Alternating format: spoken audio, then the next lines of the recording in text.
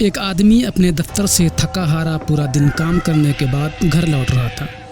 रास्ते में अचानक उसकी गाड़ी खराब हो गई।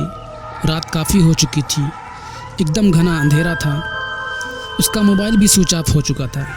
उसकी हालत बिल्कुल ख़राब हो गई। ना कोई आगे, ना दूर दूर तक कोई पीछे, एकदम सन्नाटा और ख़ामोशी थी।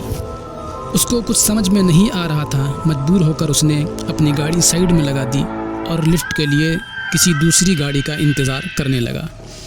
काफ़ी देर इंतज़ार करने के बाद उसने देखा कि एक गाड़ी बहुत धीमे धीमे उसकी तरफ आ रही है।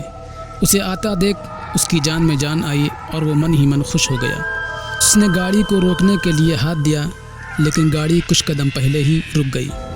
उसने गेट खोला और झट से उसमें बैठ गया, लेकिन अंदर बैठने के बाद उसके होश ही उड़ गए। गला सूखने लगा, आंखें खुली की खुली रह गई। उसने देखा कि ड्राइविंग सीट पर कोई नहीं है, फिर भी गाड़ी अपने आप चल रही है। एक तो रात का अंधेरा, ऊपर से ये खौफनाक मंजर। उसको समझ में नहीं आ रहा था कि क्या करे। वो कोई फैसला कर पाता कि तभी अचानक सामने रास्ते पर एक मोड़ आ गया। तभी दो हाथ साइड से आए और उसने स्टीयरिंग घुमाई और गाड़ी एक तरफ मुड़ गई और फिर वो हाथ झट से गायब भी हो गए। गाड़ी धीरे धीरे रुक रुक कर आगे बढ़ने लगी।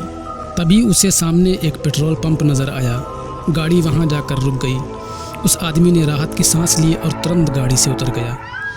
वो एक किनारे खड़े होकर पानी पी रहा था। इतने में उसने देखा कि एक आदमी गाड़ी की ड्राइविंग सीट पर बैठने जा रहा है।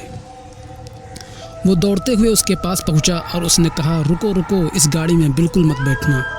मैं अभी इसी गाड़ी में बैठकर आया हूँ। इसमें बहुत ख़तरनाक कोई भूत प्रेत है जो दिखता नहीं है। गाड़ी अपने आप चलती है।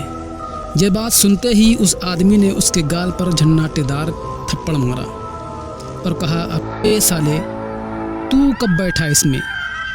तभी मैं सोचूं, साला गाड़ी एकदम से अचानक इतनी भारी कैसे हो गई? ये मेरी गाड़ी है। पेट्रोल बीच रास्ते में ख़त्म हो गया था, इसीलिए 5 किलोमीटर से मैं धक्के मारते हुए इसे ला रहा हूँ। अभी थोड़ी देर पहले मेरी गाड़ी बहुत भारी भारी लग रही थी। मैं यही सोच रहा था, ये मेरी गाड़ी इतनी भारी क्यों हो गई।